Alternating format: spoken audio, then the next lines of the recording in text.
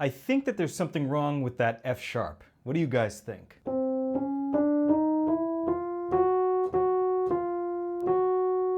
Can you hear the difference? That F sharp seems to have like a nasally, almost Wurlitzer-like quality. In my experience, it's a bad tine. A tine is the tone generating mechanism for a Rhodes. So on a piano, it's a string, right, that a hammer would normally hit. On a Rhodes, a rubber-tipped hammer hits a piece of metal called a tine, which is then connected to a tone bar. I'll show you in a minute so that you can visualize it. But these things tend to break, they snap, sometimes they just start to sound bad, and it's not uncommon to have to replace them after, I mean, this thing is 50 years old, so it's hardly surprising. And thankfully, I have a package here from my friends at Vintage Vibe, who make the best electric pianos in the world. And inside this package is something that is going to solve all of my problems. Well, hopefully. Let's see.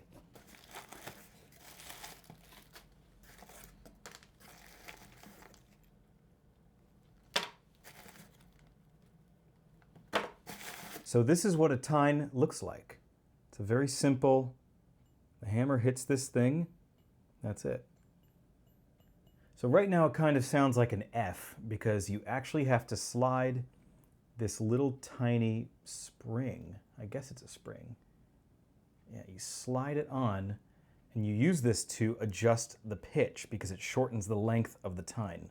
So we can do this later by ear, but I'm going to open up the Rhodes, show you guys what things look like and how easy this actually is to replace. So all you really have to do here is lift up this black plastic lid, which looks something like this. You literally just pull it up, and there it is.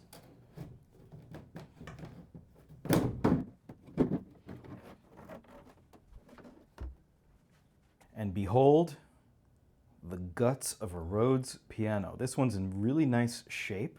So our F sharp is over here, right there. So what I'm going to do is get the drill and just remove these two tone bar screws, and the whole thing is going to pop right out.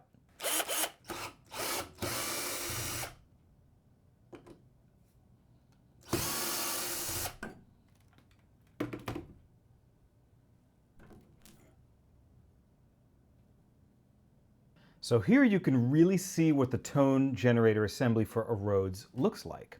It's not only the tine that I unpackaged before, it is a tone bar as well. So this kind of creates a U shape, and the hammer strikes right over here. Here's the spring that I mentioned earlier, which you can move, of course, to adjust the pitch. This is bolted very tightly to the tone bar. And then there are two screws here with little rubber grommets underneath, some washers, and this drills right into the harp. And in my case, there are 73 of these. On some, there are 88. And that's what makes the sound. So now we do need to remove this, I think, 10mm nut, which is joining the tine to the tone bar. Let's find out. I have some bits here. I think it's 10. Maybe not. Yep, this one fits. Okay. So all you need is a little socket set, which you can get anywhere. Get it on Amazon, get it at Harbor Freight, really cheap. Although if you do that, it might break.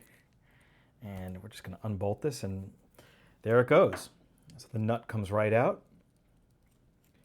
And the tine is free from, look at how nasty that is. That's from 1975. And now here's our tone bar without any tine.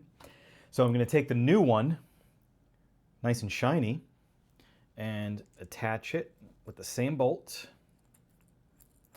And we'll just thread it in by hand. And now here's the tricky part. So I'm sure that all the professionals who do this are cringing because they probably have better ways of doing this than I do, but I visually try to line these up so that it's not like that or like that, right? I try to really line these up as best as I can. And then once I get it, just like that.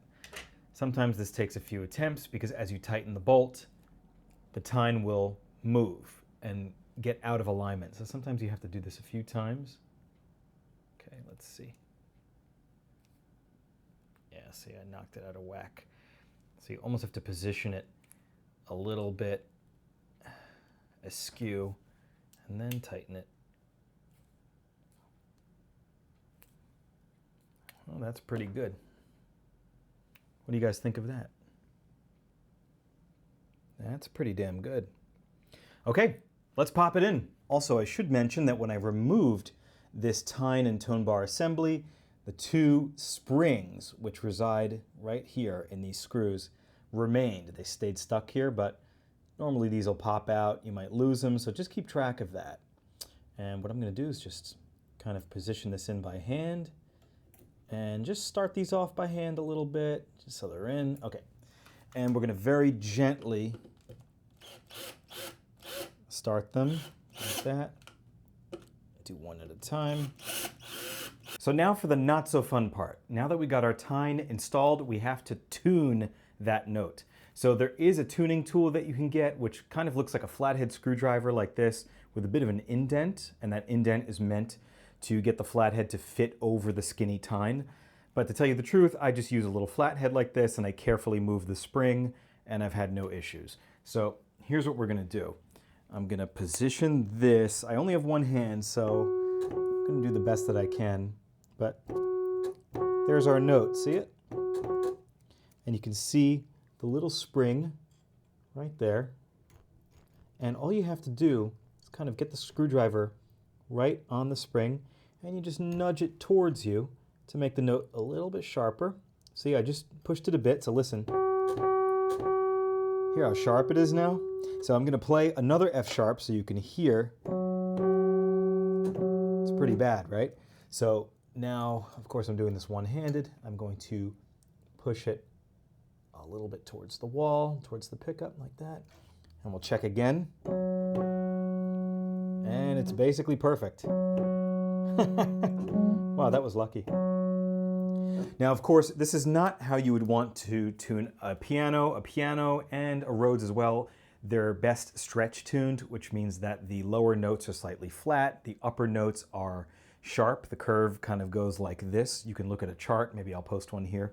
But for now, this is okay because I'm probably gonna have some work done on this piano anyway. Before we button everything up, I'm gonna do one more thing, which is to use a Phillips head screwdriver to adjust these two screws that we talked about and that we removed earlier to get the tine and tone bar out of the piano. We're gonna adjust these because they each have a unique purpose. The back screw here adjusts what we call the escapement, which is the distance between, I guess, the hammer tip and the tine. And the screw up front here adjusts the tine's position in relation to the pickup. And you get very different sounds that way. That's called adjusting the voicing. So I'm gonna adjust the back pickup a little bit, the back screw, just to get it to kind of match the others. I'm doing this very roughly because I am probably going to have this piano professionally worked on at some point. Okay, I think that's pretty good. Now listen to what happens if I adjust the front screw. So, hear that? All overtones there. Listen to this now. Very different. Now listen to this. Very different sounds. So this is why so many Rhodes pianos sound different. It really is all about how they are voiced. And you can see as I move this screw, watch the tine in relation to the pickup. Can you guys see that? Look, now it's above the pickup. Now it's below. See that? And you get very, very different sounds.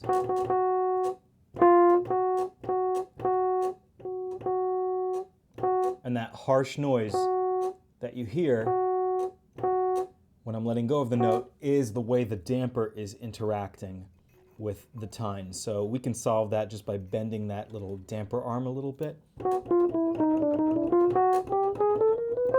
But for now, this is pretty good.